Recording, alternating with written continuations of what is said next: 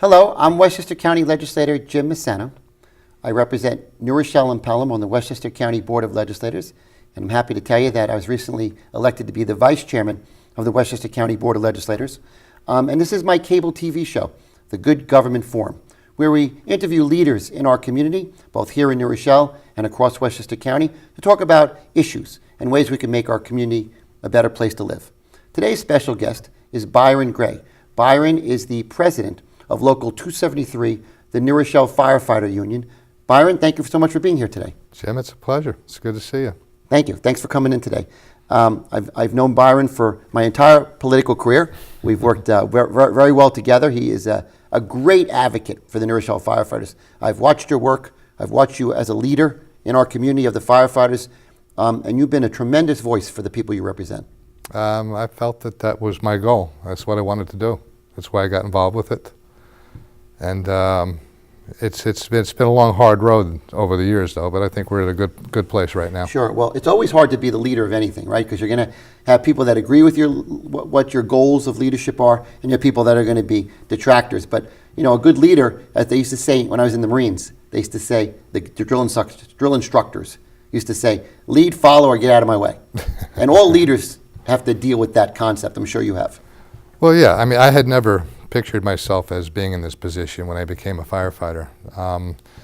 And it was, you know, as I went along and I decided to get more involved in my local, you want to have a say-so in the direction that it takes. And I spent a lot of years running for a position on the board unsuccessfully, well, a couple of years. And then about 16 years ago, I got elected to the board, and then I moved up the ladder, was the vice president for 8 years, and now this is my 6th year as president. And it's been a tumultuous 6 years, but again, like I just said, we're kind of at a good place now. A long-term contract is in place. You know, we can focus on hopefully making the job even better for us, but we'll see. Well, that's one gift you have for sure, is that New Rochelle has a terrific fire department, and the people who serve as a firefighter in the great city of New Rochelle, top notch, great people. You know, having grown up in New Rochelle like you, Byron, I know an awful lot of them from different points in my life, and there's so many great people working for the New Rochelle firefighters, and I know you must be very proud to represent them. Oh, without a doubt, it's I get a lot out of it. It's enriched me as a person, and it's when you care about something and you're able to do something to help that entity or that thing that you care a lot about. It feels good. Well, let's go back now, before we talk more about firefighter issues and facing the city of New Rochelle. Let's learn a little bit more about you. You grew up in New Rochelle? I'm not originally from New Rochelle. I was born in Picayune, Mississippi. Oh, wow. I'm a Southern boy. Okay. Moved around a little bit, went to Arizona as a child, and then my mom remarried a guy from New York, and so I've been here about 50 years. Okay, so you moved to New Rochelle as a kid? Yeah, 3rd grade. 3rd grade. So you've been so you did grow up in New Rochelle since 3rd grade. Yeah, this is home. That's right. You know, when I go someplace I've tried to live other places in the past, I actually miss it here. So right. You're a New Rochellian. At heart. Yes, yeah. Now, where'd you go to school? I went to Roosevelt School in New Rochelle, and then I spent a few years in Eastchester Public Schools, and then New Rochelle High School. Okay. And what made you want to be a firefighter? It's just a coincidence. I won't say that. I was working at a great place in town called Dudley's Parkview down by the water. You all love Dudley's. Yeah, a lot of the day bartenders were firefighters, and you know, I was looking for direction. Recently married, and the guys talked me into taking the test, and I did well, and before I knew it, I was a firefighter since October 1st, '85. I'm in my 29th year, and it's don't blink. So you got good advice from the bartenders at Dudley's. Believe it or not, that turned you into a firefighter. Believe it or not.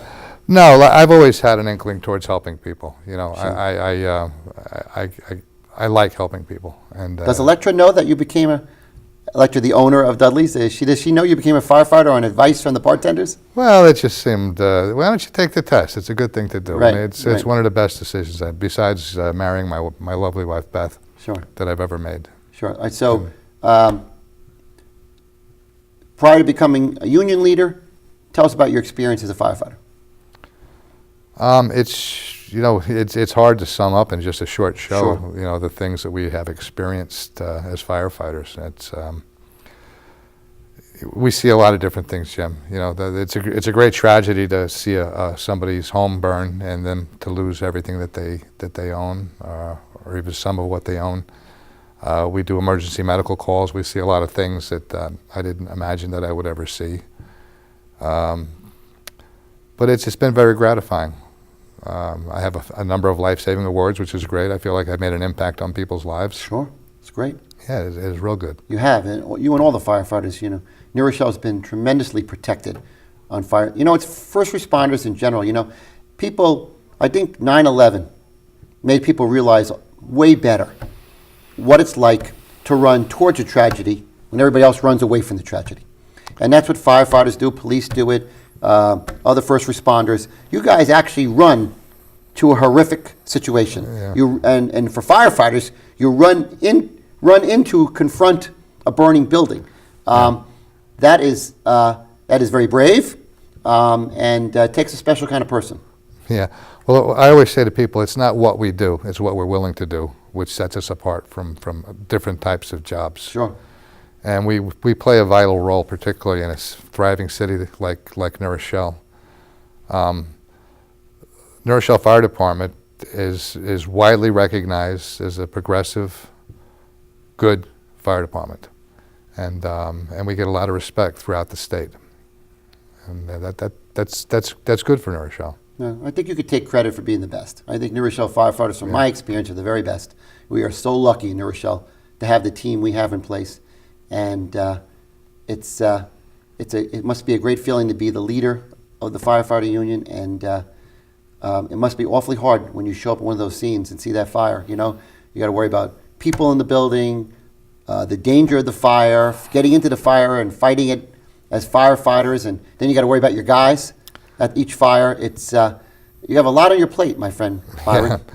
Case in point was February 1st. We had a major conflagration in New Rochelle that when it came in, it was immediately a 2-alarm, and almost immediately after that, a 3-alarm fire. And this is the Pelham Road fire, February 1st. Yes, the Pelham Road fire. And it was just one of a series of fires in New Rochelle recently. We've had four multiple alarm fires, one on Glencar. When you say multiple alarm, for the people watching at home, multiple alarm means? In New Rochelle, a second alarm fire is all hands. That's everybody in town is there. And you're getting mutual aid from outside of the town. And a third alarm is you have all those mutual aid companies are coming to assist you at that fire. So it means it's a major fire with a lot going on. What's the highest? Oh, in New Rochelle, that's 4th alarm, 5th alarm. The higher the alarm, the more resources are sent to your city. But So New Rochelle's had a couple of 2 and 3 alarm fires recently. Yes. Well, this was a third alarm. The one on February 1st was. The Glencar was a 3 or 4 story building. Apartment building, and it was just basically one room, but it affects the entire building, Sure. obviously. And then Drake Avenue, the week before February 1st, there was... and that was in late January. Yeah, last late week of January, that's right. Excuse me. There was another apartment building fire that was blowing out of the windows when they got there. Literally, again, another early in the day fire, and it was everybody was immediately dispatched there. And then in the same week, there was another in the evening. This time, it was started in a deli. Somebody was burning wood or something in the basement, from what I understand, and it basically, took out a 3-story taxpayer, store residence above, and it was, it's a big loss. Sure. It's a big loss. Now, when an apartment building, for instance, has a fire, how much, and it's in one part of the building and you're able to get it out, how much does it impact the rest of the building with smoke and other issues? Well, tremendously. Modern construction is a little bit different. They have built-in things to mitigate, the poured concrete floors and such. But you take an old building like the ones that we have just had the fires in, and the water runs through the apartments, through the smoke, and the flames travel through the walls and up and across and all over the place. This fire on February 1st was 8:30 in the morning, and again, literally blowing out the windows when they got there, and it could have been a real tragedy. We had 10 guys injured that day, one quite seriously. 2 guys had to bail out windows, which is something we train for. We have equipment to do that with, and but it happened very quickly. The room deteriorated, it flashed over, and they had to bail out windows. And unfortunately, one of the guys fell, a 2-story fall, good 18 to 25 feet, I don't know exactly, but he's in surgery to repair his arm and fractured pelvis. And the other guy was actually saved by the guys outside who had the presence of mind to spray the line through the window to keep the smoke and the flames away from him while they could ladder the building. And just prior to that, the first arriving units, the woman was screaming, "My husband is still in there." Well, they're getting set up trying to fight the fire, and there's a lot going on. They actually saved the guy whose apartment I believe the fire started in. Had no pulse, was not breathing. They performed CPR as they brought him out of the building, and 2 hours later, the guy was talking about it. Wow. They, with the aid of the ambulance, they were able to resuscitate, and a couple of things worked in the city's favor that day. Manning has been something I've been fighting for as the president. Staffing on the rigs and keeping rigs open and keeping firehouses open, and this economy, the recession, has really made it very difficult the last half a dozen years. But fortunate circumstance, Station 4, which is on Drake Avenue, happened to have the 4th guy on the rig that day, which really made a big difference on them operating. Sure. Station 1 was 2nd or 3rd due, had 4 guys on the rig, and it makes a difference how a fire scene goes, the amount of people that you have responding there. So let's, I'm sure the people at home would like to know, the 10 guys that got injured at this very rough Pelham Road fire, how are they all doing? Other than the one gentleman, he's had surgery. Various, concussion, sprains, strains, some minor burns, sore backs.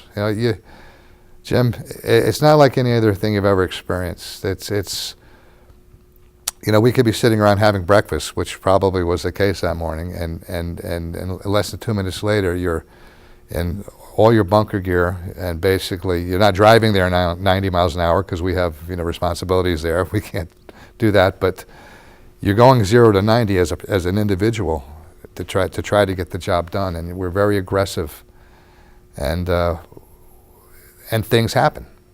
When you're trying to knock down a fire, people get hurt, and now on the Pelham Road fire, did off-duty guys have to come to the scene? Yeah, when they put out a second alarm fire, the city of New Rochelle had a call back, and for guys to report to call into Station 1 for assignments. And I don't know the exact number. There was probably 75 firefighters on the scene, not all from New Rochelle, because at the 3rd alarm level, we did have out-of-town companies operating on the scene. Yonkers, Greenville, and Eastchester were all operating on the scene along with us. So it was a big to-do. Yeah, because I guess you could have an incredible crisis on a day where you have a big fire like the one in Pelham. What happens if another fire breaks out in a different part of the city? How does that dealt with? Not good, because I believe the Drake Avenue, one of the Drake Avenue fires, they were at a basement fire on Norman Road, which delayed the response. I see. And so guys got there, but it happens. I mean, let's finish up the Pelham Road fire. So, how much of that building is a total loss at this point? Is it the whole building? I don't believe so, Jim, but I don't know what the code guys are going to do with it. Certainly, the whole left side of the building where the fire was it was through the roof. The ceiling collapsed. Right. Do we know what caused the fire? From what I understand, smoking. Smoking. a Oh, cigarette. ridiculous. I believe, but Wow. early reports. What a shame. Yeah. Yeah, it was a terrible fire, and on Saturday it was all over the social media. People who lived in that area were putting pictures up. You could see the flames just from pictures on Facebook Yeah. of that fire. People that came out of their buildings. Now, the Drake Avenue was about a week before that. Tell us a little about the Drake Avenue fire. How did that happen? I'm not sure what started those fires, Jim. I'm sorry, I can't say. But again, both. Another was in an apartment building with many people involved and affected and displaced. We had much greater success, and they were able to get lines on the fire very quickly and knock it down. It didn't spread the way the others did. And then the other fire where I wouldn't say the building's a total loss, but it is boarded up now, and it's Sure. It's not habitable. So that's a loss to the community. Wow. And then we have the Glen Car fire, which happened a couple weeks was before that. Yeah, it was a good day to be off. I was on vacation. Were you away on that day? Yeah, I would have been there.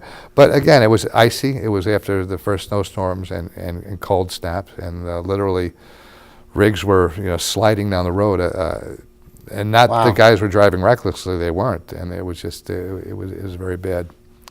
But again, knock on wood, nobody was really hurt there. The February 1st fire was the one that was scary. Yeah, wow, unbelievable. I guess one thing that helps firefighters when they're interjected into these very difficult, dangerous circumstances is the camaraderie.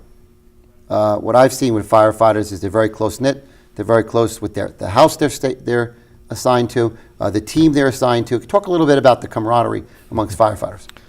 Well, it is great. I mean, I've been at the same firehouse for almost my entire career. I'm in my 29th year, and I've spent 28 and a third years at Station 3 on North Avenue. And so, yeah, I mean, I like the guys that I work with. We all, can't like everybody. Sure. There's certainly differences in our group as there are in others. But we eat together. We train together.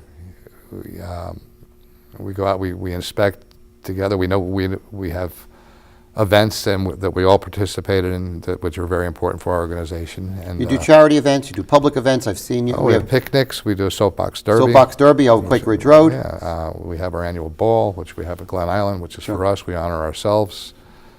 We do things for the Maria Ferrera Hospital up in Valhalla. We do a Car show.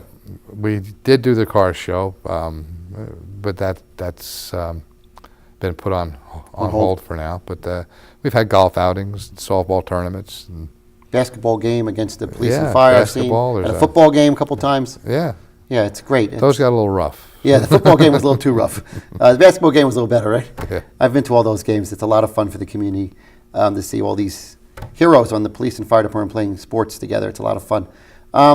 So you've been the leader of the New Rochelle Firefighter Union Local 273 for 6 years?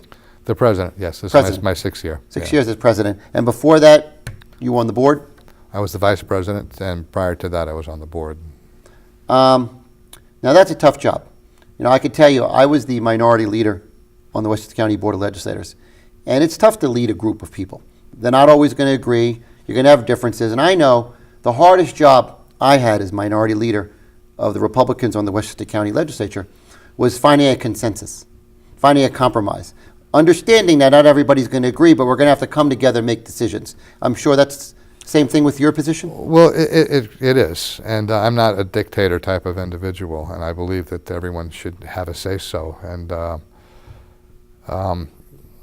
with that in mind, I think the membership should make a lot of the decisions that we make, and I think that's the way it's headed in the future, I hope. We don't need dictators up there. You Sure. know. So the biggest challenge, right, to a union leader is to get a good contract for your people.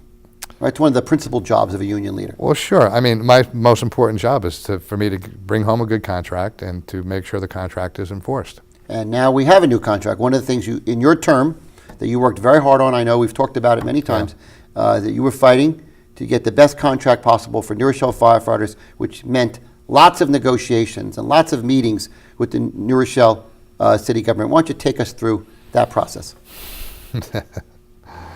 Okay, it was contentious at times this last go around, but my membership, my union, has always, I feel, worked with the city and reasonably understood the financial constraints. When we wanted a better pension, we actually purchased it ourselves. We gave up an EMT stipend to do that. Several years ago, when they were threatening to lay off our bottom 6 guys, we deferred our raises. I remember that. In order to do that. This particular Which is go-around, great. I have to tell you, up at the county, I'll tell you, Byron, I have seen union leaders sell out some of the newer employees when they make the deal, but you guys don't do that. You guys protected all the firefighters. Then, yes. Yes. Yes. No, this was a little different. There were givebacks involved, the economy was the driving force. It wasn't. We didn't feel we wanted to go to arbitration. We felt that we were able to do something that for every member of the fire department in the here and now. And it seems like government is changing the way they look at public safety and pensions, and we're trying to fight to maintain what we have. Well, the pensions, you got to lobby Albany, right? Yes. All the pensions driven by the state government. Right. The rest of the benefits to a firefighter fall under the contract. Yes. Yes, they do. It was good. It was good for the city, a long-term contract. So this current contract that you just helped negotiate and get into effect and get passed with the city, what's the terms of that?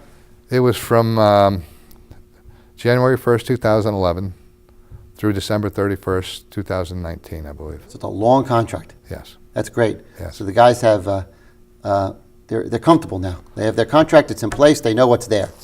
Yes, and I think that's good for the city as well. And it's easier to manage and budget when you know what your costs are. Right, so that's in place in 1919. I mean, wait, 2019. 2019. 1919. Yeah, we're going back We too weren't far. born yet. No. 2019. Okay, so here's an issue that comes up a lot when I'm making my rounds around the district, and every now and then either yourself or other firefighters I speak to have real concerns about staffing and manning of the different stations and the equipment. I imagine that's still an issue. I wonder if you could kind of elaborate on that. Well, I sort of alluded to that before, talking about the February 1st fire, the Drake Avenue fire, the Shore Road fire, that we're fortunate we had a couple extra guys on duty that day. But in a city New Rochelle's size, ideally, NFPA standards, which are national standards, say that you should be riding 4 guys on a rig. Traditionally, we're only 3 guys on a rig. And our on-duty staffing is normally 27, and it could be better, considering the high hazards that exist in New Rochelle. 95 Metro North, high occupancy buildings. Rigs downtown should have 5 or 6 guys on them. Right. And so compared to the current amount of firefighters we have in New Rochelle, how many more do you think we could use to get into a better situation? Like, what would be the number, if you had to pick a number? If we can hire 10 more firefighters, 5, 20, what's a number that you feel could really get us to a place where we'll be much in a safer position? Well, I mean, when I came on in way back in '85, there was 175 guys on the job. We're down to right now about 150 or so, and we are expecting new hires because we've had some retirees go recently, and a couple more going in the very near future. I can't say it's really the amount of guys on duty is more important than the amount of guys that you employ. Okay. I would say that we ride 27. We should be riding at least 34. We should have 4 men on every engine and ladder. We should have the rescue running full time. So when you had 175, did that pretty much cover our needs, or was even that a little tight? Well, yes, it covered it much better. You had every engine had 4 guys on. Right. Okay. On, So on 175 is a good number. Yeah, it was a good number, but again, it's tough, and I'm not asking this. I wouldn't ask the city for that number, although that would be great. Right. Well, now, so let me turn, as we wind down here, to one other question that comes up a lot. So the staffing comes up, and then the second piece I think is aligned with the staffing, and that is, there's still a lot of developers that like to build very tall, dense buildings in New Rochelle. And some proposals have failed, some have passed, but I know you testify every now and then about your concerns about more density of residential in downtown New Rochelle because of this issue of not having enough firefighters to properly staff all the firehouses and the equipment. Why don't you talk a little bit about your concerns about future development in New Rochelle and its impact on firefighters? Well, it's just as simple as more people, more problems, Jim. You more EMS calls, more calls to these newer addresses, and it just adds to the volume. And it, particularly downtown, it puts a greater load on the core. If you like, kind of the heart, the head of the city is downtown, and you have a big impact on the services there. Right. Now, what about the problem with fighting fires in taller buildings? Is that a concern? It's a tremendous concern because, again, you need to throw a lot of guys at it. I won't say that we can't fight a high-rise building, but reality is we can't fight a high-rise building because it's just time and manpower intensive. So it's fair to say that as New Rochelle looks at development for downtown, they really have to factor in its impact on the fire department. It's a major issue. I've testified to that fact at council meetings and such, that yes, I think that's part of the formula is to get the developers to recognize that they are increasing the load on public safety and perhaps make some contributions towards public safety going forward. Well, you had the last word. That's the end of our show. We're winding down. I just want to say, Byron, thank you so much for what you do for the city of New Rochelle, as not only as a union leader, but a firefighter puts his life on the line so the rest of us can all be safe. Thank you for all you do. You've been a good friend to me during my career. I've always enjoyed working with you and being there for the firefighters any way I could be. So thanks for everything. Thanks for being on the show. Keep up the great work. All right, thanks for having me, Jim. Thanks so much. All right, folks, I'm County Legislator Jim Maisano with my special guest today, Byron Gray from the New Rochelle Firefighters. Thanks for tuning in. Thanks for being part of our show. We'll see you next time on the Good Government Forum.